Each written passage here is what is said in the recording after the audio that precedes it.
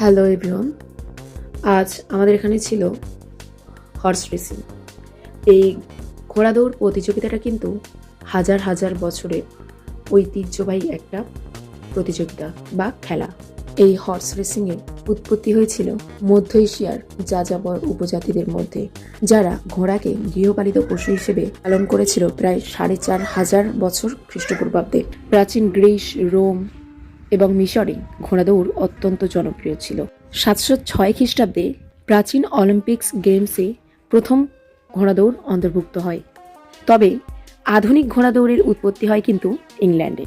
দ্বাদশ শতাব্দীতে ক্রুসেড থেকে ফিরে আসা ইংরেজ নাইটরা তাদের ঘোড়ার গতির সাথে আরবীয় ঘোড়ার গতির তুলনা করার জন্য দৌড় আয়োজন করত বা দৌড় প্রতিযোগিতা আয়োজন করত।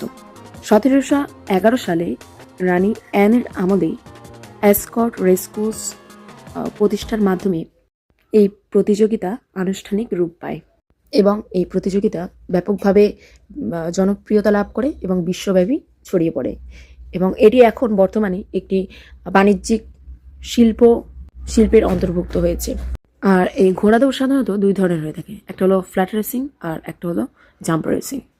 আমরা যেটা আজ দেখতে এসেছি এটা ছিল ফ্ল্যাট রেসিং। ঘোড়া দৌড় প্রতিযোগিতা আমরা শেষ করে আমরা এখন যাচ্ছিলাম একটু ফুচকা খেতে। আমাদের এখানে একটা স্পেশাল ফুচকা দোকান আছে, হ্যাঁ ৭ নম্বর বলে একটা জায়গা আছে, তো সেখানেই আমরা এসেছি কারণ ওই প্রতিযোগিতার ওখানে প্রচুর ভিড় ছিল।